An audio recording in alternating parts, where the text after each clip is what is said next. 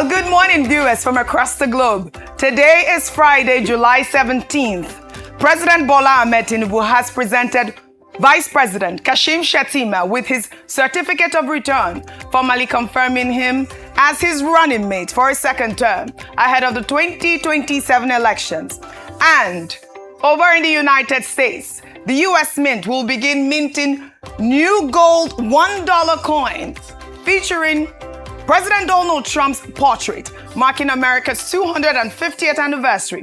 Critics are already crying foul, pointing out that federal law prohibits living presidents from appearing on U.S. currency. Let's dive in. I'm OjyOkpe, and this is What's Trending.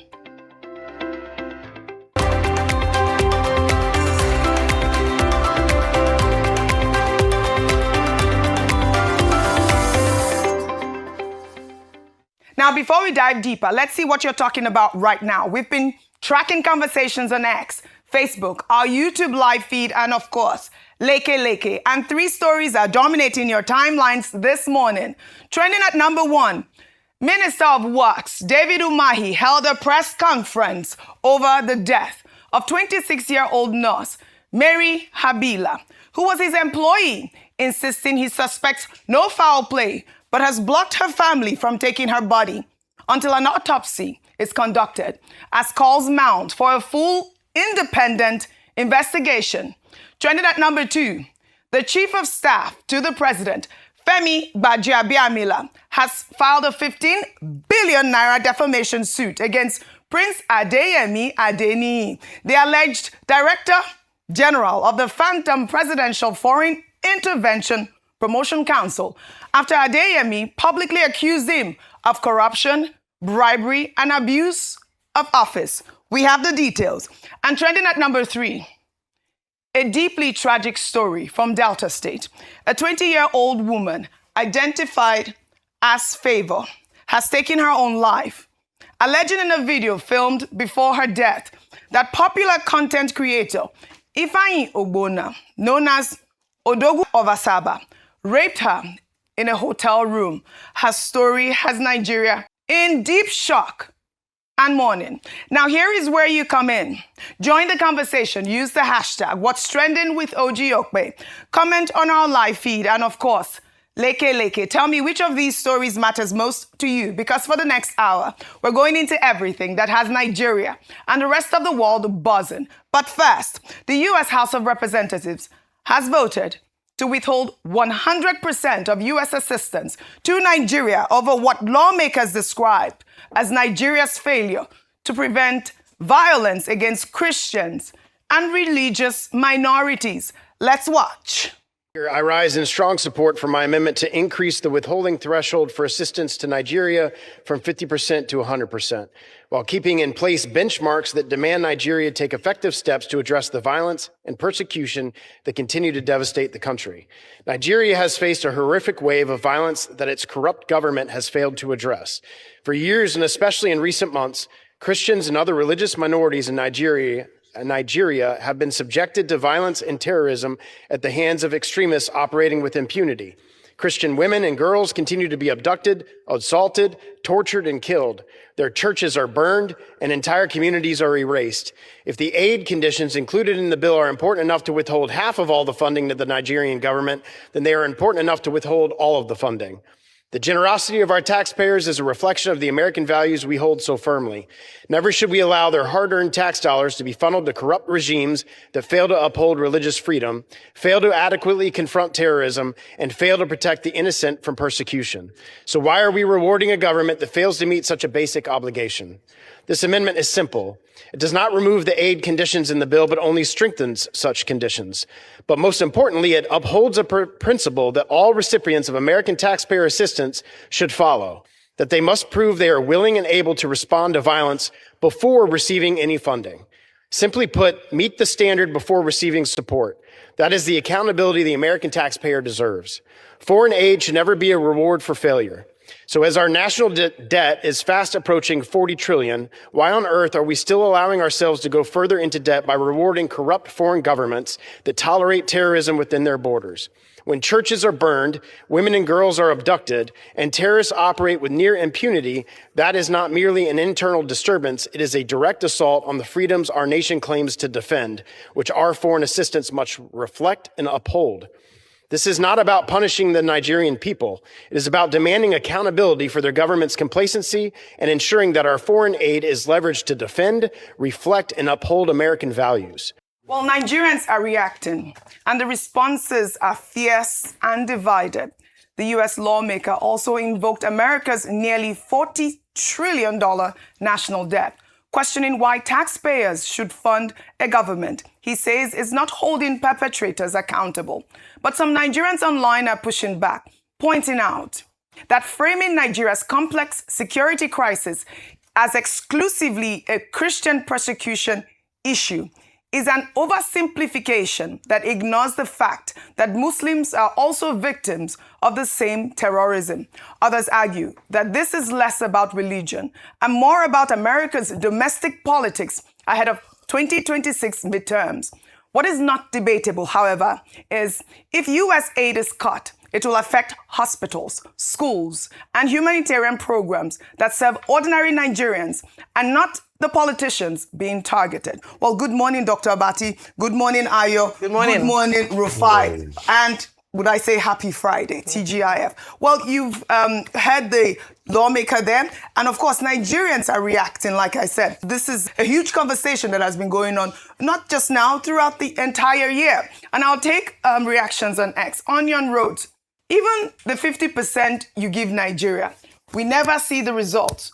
No accountability, no explanation, no impact on the streets. Money goes in, stories follow, nothing changes.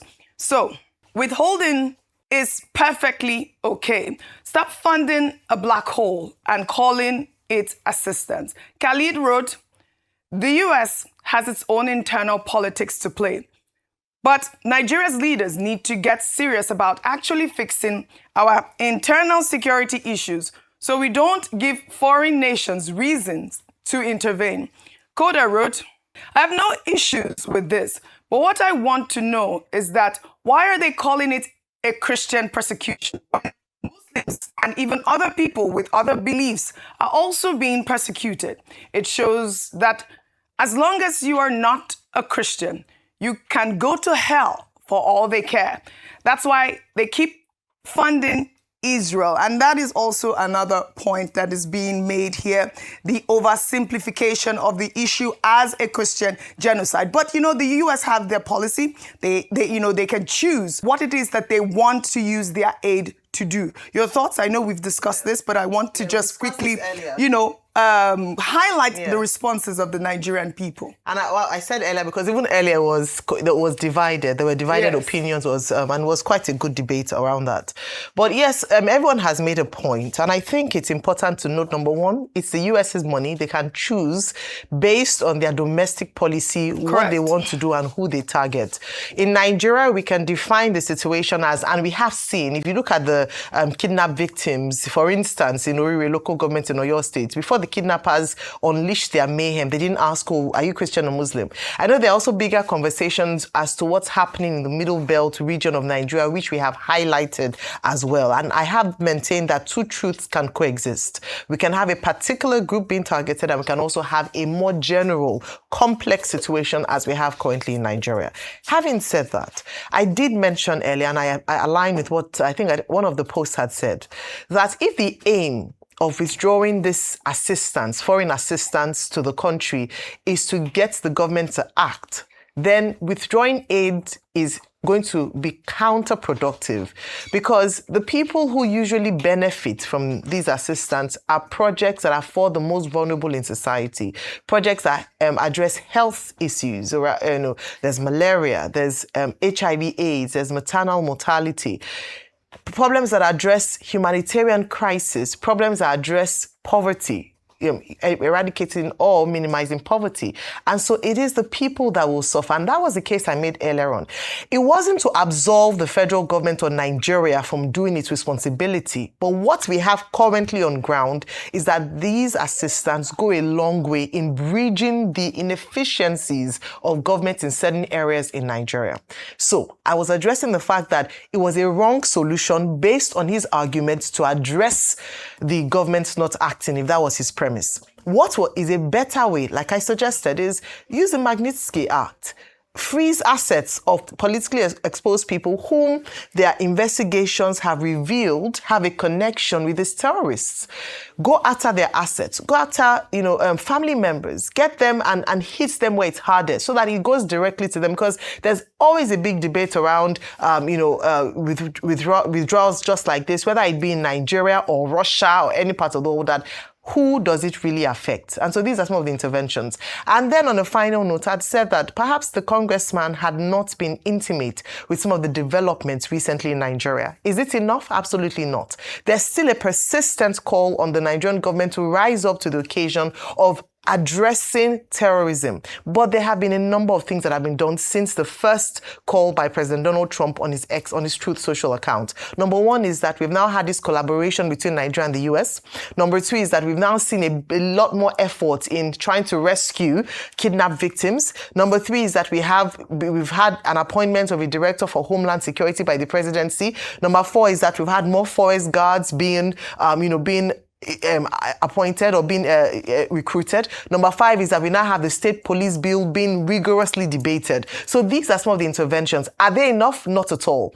Until every Nigerian feels safe enough in their homes, in their farms, in their workplaces, until the IDP camps are emptied and people can be rehabilitated or reintegrated back into their local community, we are not anywhere close to being there. And so the pressure must continue. Nigerians themselves must hold their president and commander-in-chief to account that we must have a safer Nigeria. Very well said.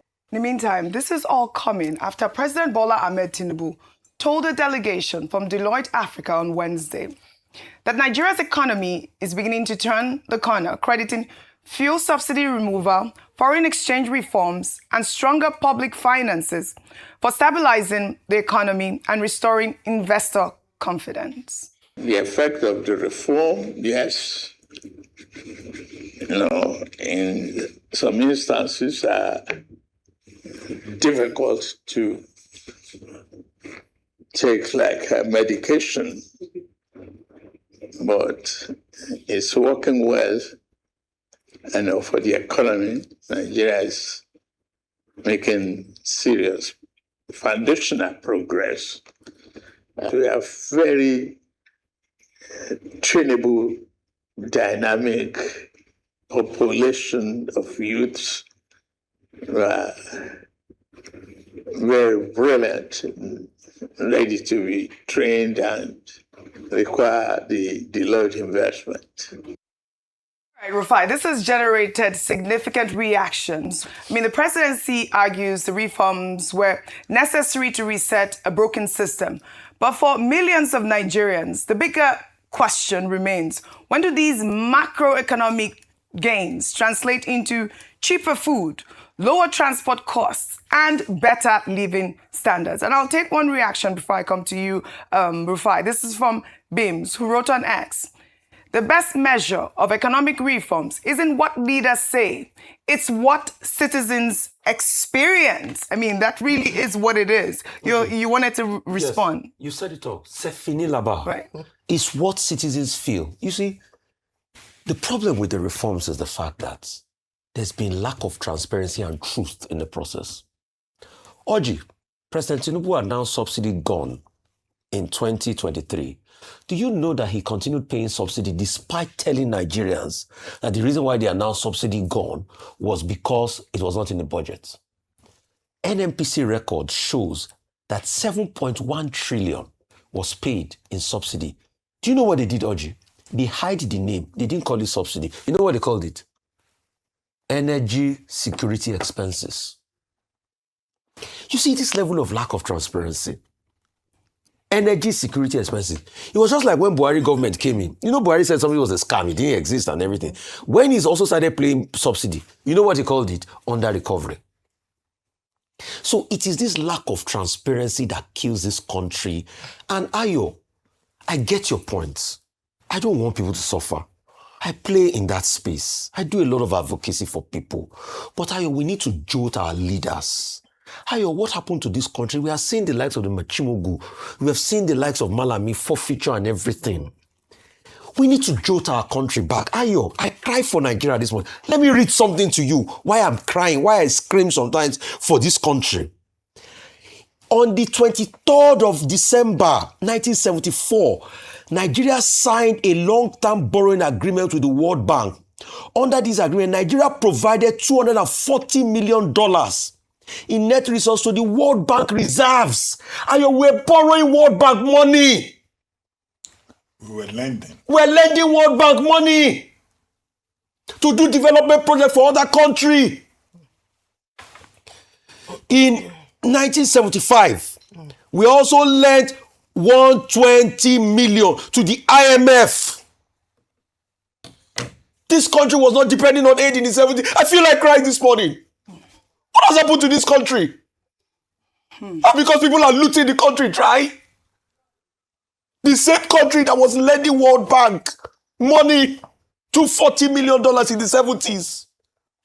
In that same 70s, do you know that Britain was going to the World Bank to loan money because they had an economic crisis? That time we were lending them money. All right, Dr. Bati. Meanwhile, Anambra State Governor Professor Charles Soludo says President Tinubu is healing the wounds of the Nigerian civil war through infrastructure after the president approved designs for 2 new highways connecting Anambra to Kogi and Imo to Abia, just 2 weeks after Soludo personally made the request. And I'll read his post on X in part. He wrote, "Today, 15th July, I received a message from the Minister of Works that the President has graciously approved both roads for design and procurement. What can I say? These 2 roads constitute critical game changers for the Southeast, South-South, and North Central. The man who tamed the Atlantic Ocean in Lagos is certainly redefining politics, and the Southeast won't be the same again. For me personally, this is why politics makes sense to me. Working collaboratively and building alliances to achieve concrete results that improve the lives of the people. Thank you. Asiwaju, history will be kind to you." Your thoughts? Okay, very quickly. It's a matter of public record that the governor of Anambra State, Professor Charles Soludo, is a good friend of the president. He has said so himself publicly. But in this particular context, look at the timelines. He said he approached the president on July 1st, to say that, look, he was proposing that some 2 projects, infrastructure projects, should be done in the southeastern part of the country. By July 2nd, Minister Dave Umahi, who is in charge of works, had called Governor Soludo to tell him, oh, the president said you want these projects done. Can you send me the details? By July 15, the same minister, David Umahi, had returned to the governor of Anambra State to say we now have the president's approval for design and procurement for the 2 projects that you have proposed. That's the background, and Governor Soludo, are so pleased with this. Now, has praised the president for responding promptly, and he has said that those infrastructural projects, 2 major roads, will link up Imo State with Imo State with Kogi State and with the North Central, and that this is a very good development. It seems to provide justification in that regard for some of these governors or political leaders who claim that you have to be in alignment with the center so that projects can come to your people.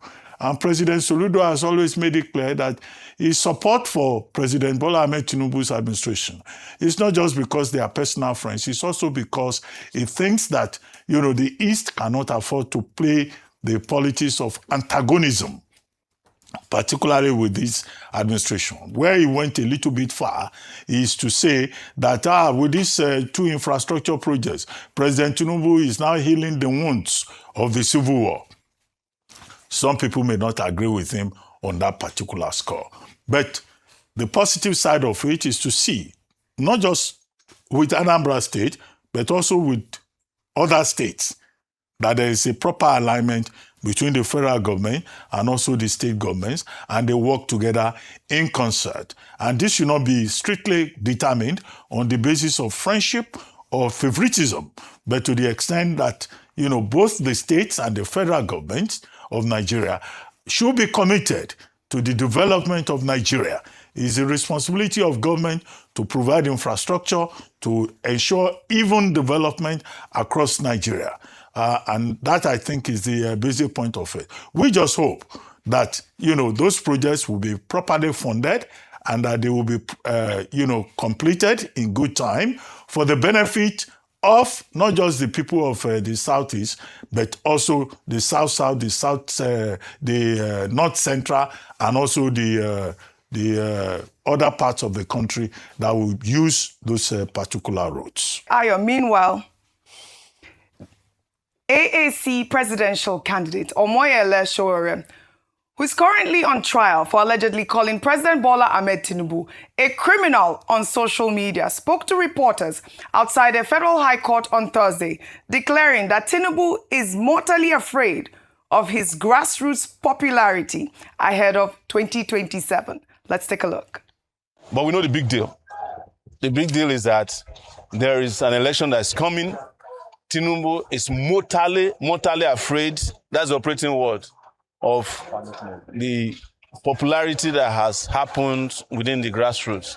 And we are not paying a dime. We are not distributing bread, no soap, no rice, not even bitter cola, no tom-tom, no kuli-kuli, no akara. People are saying, Sowore don't come, Sowore don't come. That's what it's all about. We are here to provide the leadership for this country that can make the country work, including the judiciary. All right, no kulikli, no akara.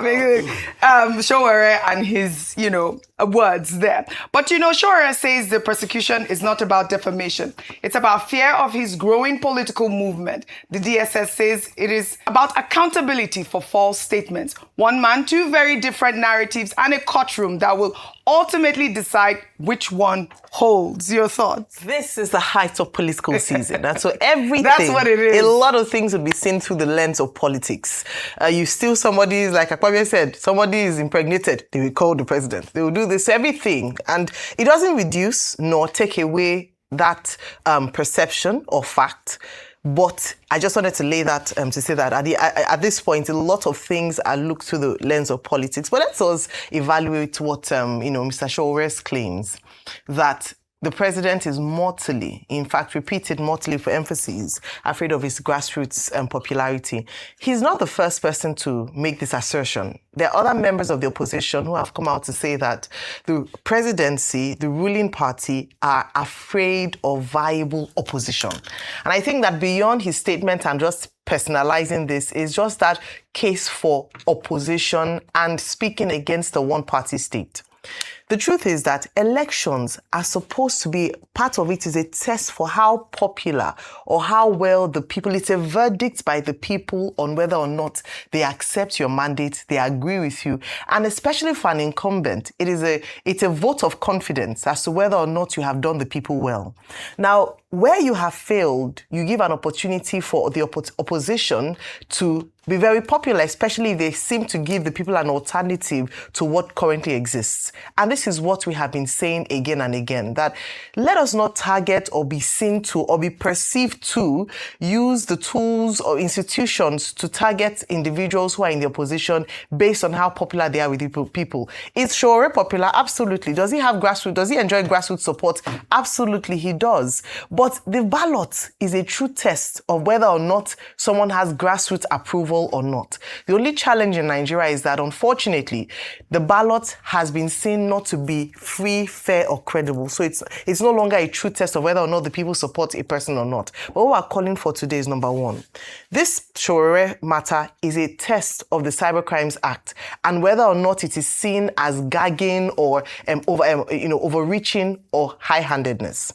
Number two is a call for free, fair, and credible election and a space in politics arena in Nigeria for all parties to thrive, and the people, the power is returned to the people to make the decision as to whom they think is popular with them based on their policies, based on whom they feel would lead them aright or in the best way. But the other thing, and finally on that point, is to say that let this presidency, let the government be seen to provide an enabling environment for democracy to thrive, where one party does not have a claim on saying that they are being politically targeted because they're in the opposition. That is the thing. It's not just for Sowore to make a claim, it is also for the perception not to exist that opposition parties, whether it be Sowore, whether it be Atiku Abubakar, whether it be Peter Obi, are targeted because the people prefer them to the government of the day. Very well said. What is the background to all of this? For the benefit of those who may not be aware. Yes. There is a matter in court in which Sowore is being prosecuted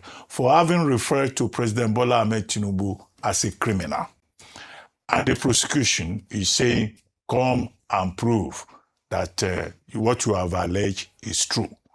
What the court has now said is that, well, they've had too many adjournments, although Sowore challenges that, says it's not up to 11 times that the prosecution lawyer is talking about, but that there have been adjournments, sometimes even at the instance of the court not having the necessary facilities to deal with the evidence that was provided.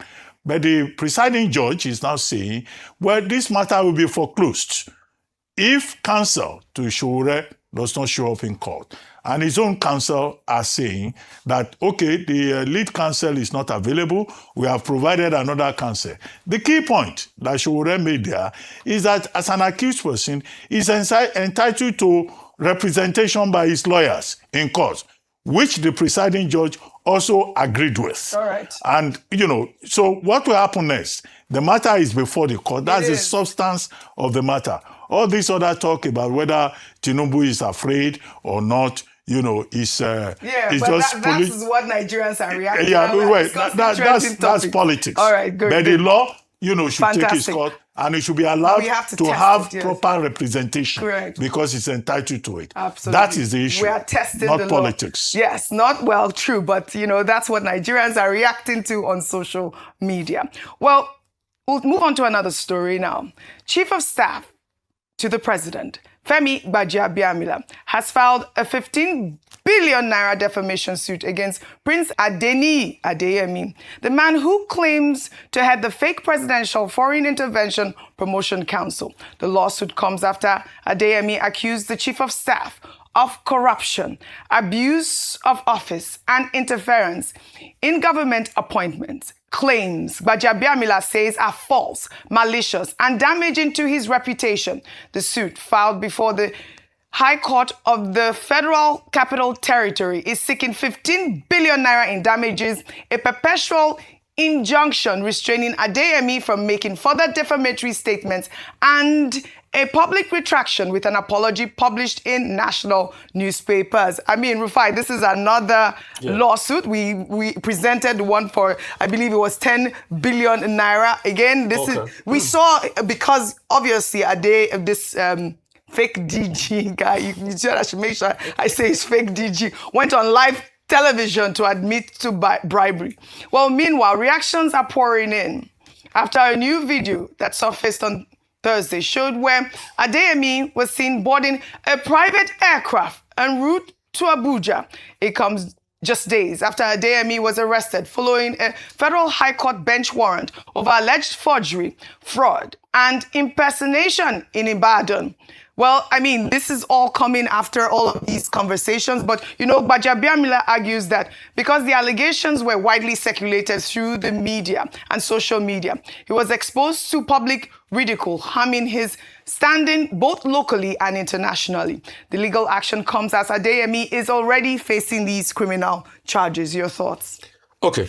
I mean, Gbajabiamila has a right to sue as an individual if he feels he's been defamed. But you see, when I got emotional, I almost cried for Nigeria just now. It's because of things like this. In this case now, Oji, you know that the distraction has so much continued now that we not even know how all of this transpired. It's against the case against you and I. Tanimo Ola, that is supposed to be the link, all of a sudden died. And Adeyemi claims that the hotel where he died in has been demolished. Like I predicted at the start.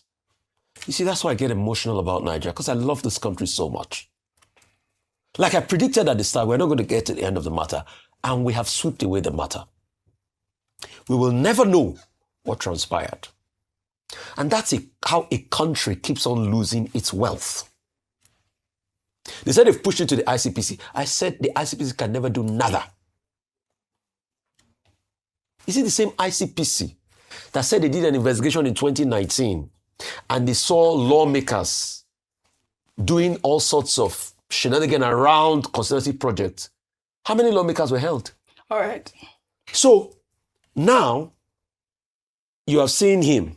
He's gone to Abuja. So, but the question He's is, been arrested. how is he flying on a private maybe jet? Is the way they're arresting him? No. It's Is after that how they they pick him? No, you can see there's You've some done police the- officer okay. with him. So probably they are flying him to People their are asking the police questions officer to help headquarters. them, yes. Yeah, so maybe they are flying. You know, it's an executive person. It's an executive. Ayo is asking you to Yeah. now whether it's on private jet or... Some people will commit crime just so that they can come arrest. No, but you can see the charade the country has been. So the question is, Dr. the question is, normal. They are entering private jet on the... Oji, God bless you for that. Because Because I'm the question asking the is, question. so the same person that you said he's phony, he's crime ready and everything, is the one flying private jet.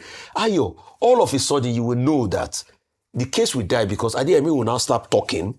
Whatever arrangement we made in the background we made, and whatever has been taken will never be returned. And that's what kills this country. right, No proper investigation will be made. Let it be on record Yes. that this should be classified forthwith, henceforth, as presidential arrest. Because the DG of a fake presidential commission was arrested and transported in a private jet. You know, so it's a presidential arrest. What is it? However, the thing is that this matter should not be covered. Oh, it's covered Right. already. It should not be hidden under the carpet. Oh, it's gone. Because this Adeniyi Adeyemi, he has another name, Matthew, Yes. a despised tax collector Why- in the Bible. Why are you calling Matthew? Leave Matthew out. No, Matthew is part of his name. Please leave Matthew alone. He is trying to collect tax All right.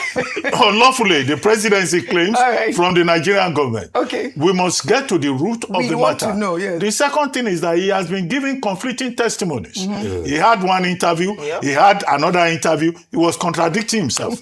Whether he had ever spoken with the chief of staff or whether he knows the chief of staff or not. Nigerians deserve Correct. to know the truth. Absolutely. And absolutely. Correct. Kemi Pinheiro, LP, the counsel to the chief of staff, should also not be discouraged to pursue All this right. matter. All right. Because reputation is what every human being has. Where your reputation is impugned, All right. you have the right They are to calling stand it- up for yourself. They As are an calling it- investigative journalist, No. can we find out who paid for That the was private my- jet? That's the Question. question Ayo is asking. That's But who Dr. paid Mati has called for it- the private No, hold jet? on. I say Dr. it's a Mati has called it presidential arrest. No.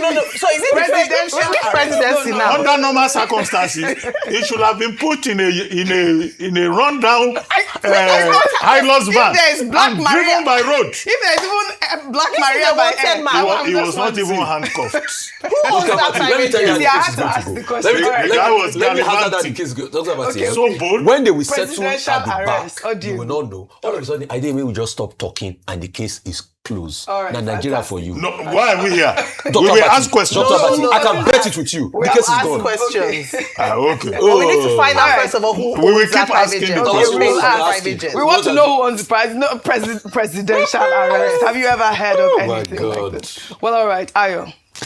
This is their story for you. Now to a shocking and tragic story out of Delta State, where a 20-year-old woman identified as Favour took her own life, saying that a popular content creator, Ifeanyi Ogbonna, popularly known as the Odogu of Asaba, raped her in a hotel room in a chilling video trending on social media. Favour explains through tears how Ogbonna invited her to Asaba from Warri under the guise of mentoring her in content creation last month, but assaulted her instead. She later died after ingesting poison, filming the emotional video before her death. I mean, this is so tragic, Ayo. So tragic. May her soul rest in peace. The Delta State Police Public Relations Officer said that they have now ordered a comprehensive investigation into the allegations, with Ogbonna now under arrest. They shared a video of the content creator, Ogbonna, handcuffed and begging Favour's family members for mercy. He described the whole incident as a terrible mistake. Let's take a look. Do business, my business. This is a very terrible mistake. I'm ready to give us everything. Thank you. How are you, sir?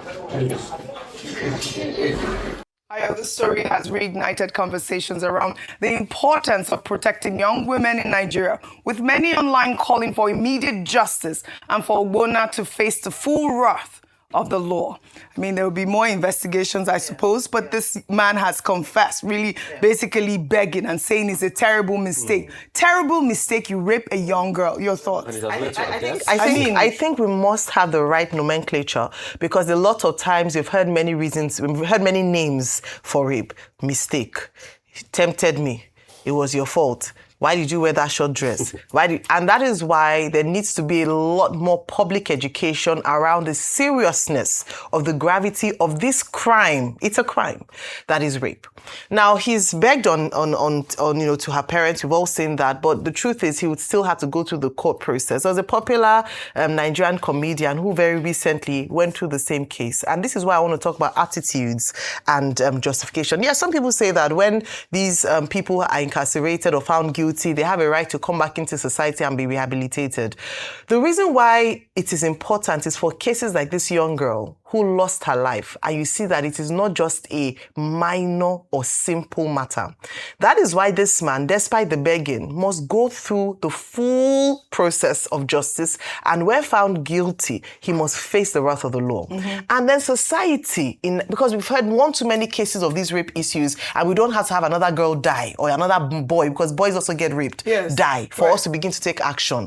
There must be zero tolerance to jokes, taking it lightly. People celebrating convicted rapists. When in other countries, they are put on permanent sex offenders register. And here, what we do is that we say, he's the devil, forgive him. No, let us serious consequences so that we do not again see another case of a young person lose their life, lose their future, and the consequence on their family because of one person's, in quote, mistake. Dr. Bati, the director wants us to move, but I know that you have a comment to make. The first thing quickly, because otherwise we can't take our the gold standard in criminal law is confession. And this man has confessed with his mouth that he was involved in the rape and in the killing of the mother of the woman, because of the 20-year-old woman. That's number one point. The second point is that Nigeria has laws on rape. Penal Code, I think Section 252, Section 357 of the Criminal Code. We also have the Violence Against Persons Prohibition Act of 2015, which has been adopted by all the states. And so the laws are there. And, the VAPP 2015 was to correct omissions in the criminal code and in the penal code. So he must be made to face the full wrath of the law. Begging the parents does not apply. Does not apply. Third point is about social media. All right. The interaction was on social media. Dr. Bati also wanted to just highlight that we did take a story of the former vice chancellor of that federal university in OjyOkpe. He is now being confirmed by Professor Fashina. He has now been confirmed as, you know, Doctor. a substantial I said ambassador. the rewards. Dignity. I I mean, don't these talk are the sort Doctor, I of don't talk conversations where No, when we took the shocked matter, about. it was at He the was level screamed. of the Senate Committee Right. on Foreign Relations. The Senate Committee on Public Relations, Foreign Relations now went to plenary yesterday. And at plenary, the matter of the protest by the civil society groups and the two cases pending at the National Industrial Court in Lagos and Abuja were more or less swept under the carpet. But now even if there were him. objections. We're talking about rape because he's facing this sort of allegation. But they have cleared him, and why? And these are the questions we're asking. We have to raise this. It's under investigation. The CSO groups that complained, protested, were saying, wait for the court. That's what we talked about. To determine the matter pending against him. They've cleared him, and that is what we're I tell you yesterday, we were just talking. I want to claim this they claim. young girl, And her life cannot just go in can't. vain. They have to make an example of this man. Yes. He calls himself Odogu of Asaba. They have to make an example of this man. Really. May our soul rest in perfect peace. Well, the Kogi state government on Thursday confirmed the rescue of all 4 remaining victims abducted during Tuesday's attack on government secondary school Olowa in the Kina local government area of the state, including the school principal, a NECO official, and 2 female students. The rescue operation was made possible through interagency collaboration between the Nigerian Army, DSS, police, and local security operatives. Well, another rescue, another sigh of relief. But Nigeria must urgently address why schools keep becoming targets in the first place. Well, let's now discuss the dire state of schools and students across the country. The federal government this month made a shocking revelation that about 3 out of every 4 Nigerian children are unable to read and understand age-appropriate texts by the age of 10.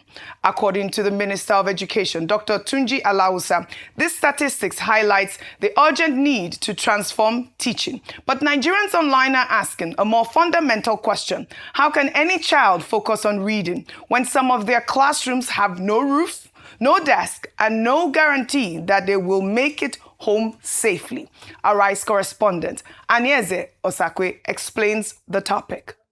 Believe it or not, a majority of Nigerian kids that are 10 years old can't read or understand an age-appropriate text. So how did we get here and how do we get out of it? Let's talk about it. I clean. And arrange my room. So think about that. 3 in 4 Nigerian students don't know how to read. This isn't a number that came out of just anywhere. This was coming from the Minister of Education, Dr. Tunji Alausa, who made these comments at a meeting at the Federal Ministry of Education this month in Abuja. Now, what they found was that it's not that these kids don't necessarily know how to read a sentence. They may read it, but they won't necessarily understand what's being said. This is something the World Bank refers to as learning poverty, and it's essentially when someone of that age, 10 years old, is reading something but isn't having the comprehension to actually understand what's being conveyed. Children are dealing with kidnappings, they're dealing with insecurities, schools shutting down, a lack of proper infrastructure, lack of qualified teachers, underpaid teachers, overcrowding. These are factors that are all contributing to the situation that we're in today. But when you dig a little bit deeper, it's also a problem of funding. Just a little deep dive into our national budget over the last couple of years shows that we've been progressively putting less and less money towards the Federal Ministry of Education. So in 2015, we put about 10.75% of our national budget towards the Federal Ministry of Education, which was actually a historic high. By 2025, that number dropped to 5%, and here we are in 2026, the number is even lower. At 4.7% of our total national budget is put towards education. I mean, think about it big picture, 4.7% is a drop in the bucket.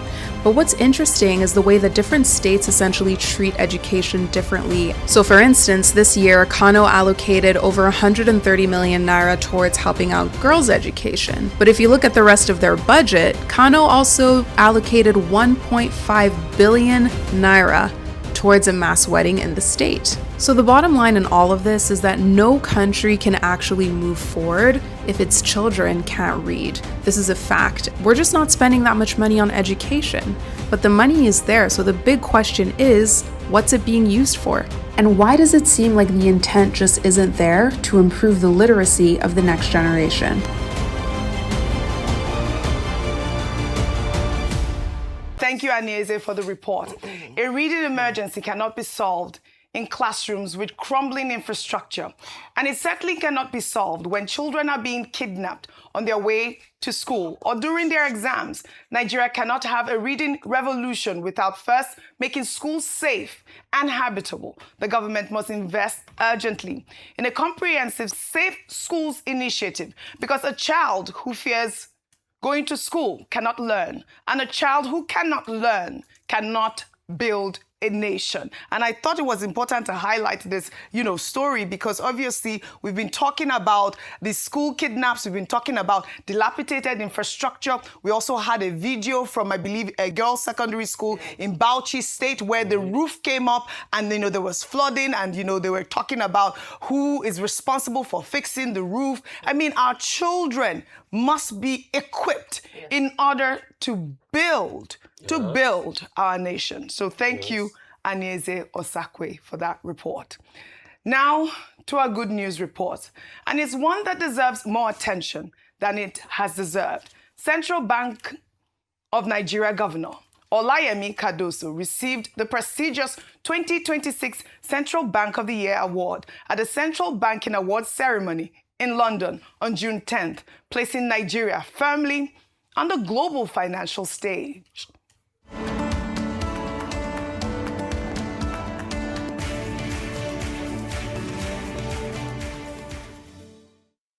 Under Cardoso's leadership, the CBN unified exchange rates and grew Nigeria's foreign reserves to $50 billion. Cardoso dedicated the award to the board, management, and staff of the CBN, saying it was not a personal achievement, but a testament to collective effort.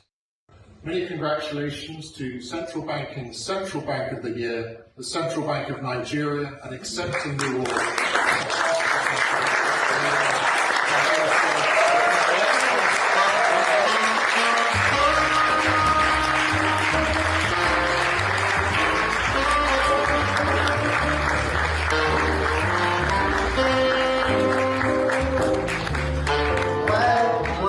Remains to be done. We are encouraged by the progress achieved and by the renewed trust that we are seeing across our economy. That progress reflects the contributions of many, including the federal government, the market participants, the development partners, and above all, the resilience and confidence of the Nigerian people.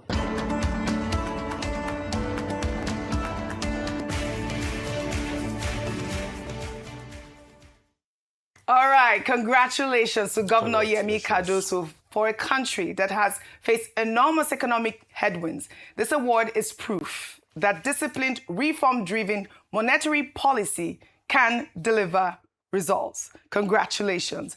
Well, Cardoso's award comes as Nigeria's stock market climbed into the very top of the global equity rankings last week, overtaking South Korea to become the world's best-performing stock market in dollar terms, ahead of 91 other markets tracked globally. Strong gains in banking, industrial, and consumer stocks. Congratulations to Nigeria. Yes. It can never be doom and gloom in Nigeria. We're gaining at this point. Congratulations, not draw. Well, we can't have draw. We have to continue to strive to win in Nigeria. So congratulations.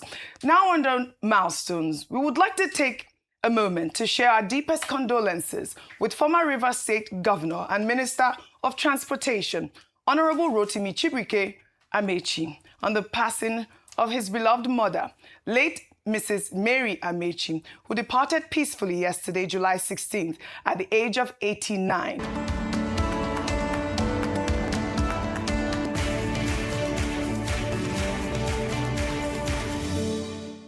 a cherished matriarch, community women leader, and devoted Christian, Mrs. Amechi was remembered by her family as a woman of extraordinary warmth, kindness, and faith, while funeral arrangements will be announced in due course.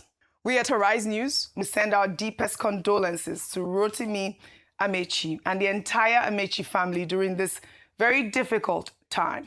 May late Mrs. Mary Amechi rest in peace. Now we'll take our final story under entertainment. The music world is celebrating Afrobeat superstar Wizkid on his 36th birthday, which was yesterday, July 16. Since stepping on the Nigerian music scene in 2010, Wizkid has cemented his position as one of the most loved voices in Afrobeats today, selling out shows around the world. Every day, you don't need no other body. You don't need no other body. Only you feel on my body. Only you feel on my body. You don't need no other body. Congratulations, Wizkid. On that note, I'd love to thank you all for your great analysis, as always, on What's Trending. I wish we had more time for What's Trending today. We had so many stories. You saw the story of Akpabio trolling Oshomole. When there was a picture showing one of our senators in a plane massaging the leg of a girl.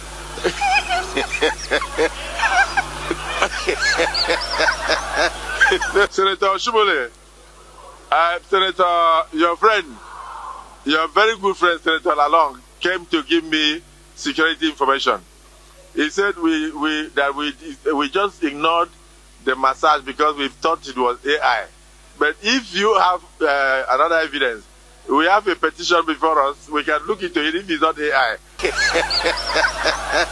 We live in glass houses, don't throw stones. Let's see if we can take that next week. That is if it's still trending. On that note, I'd love to thank you all for your great analysis on What's Trending. Enjoy your weekend. Well, that's all I have for you guys on What's Trending today. Well, here is Wizkid's Essence featuring Thames. Enjoy it, and I'll see you all next week. No one loves you like that, yes. No one wants you the same way. Love till the morning.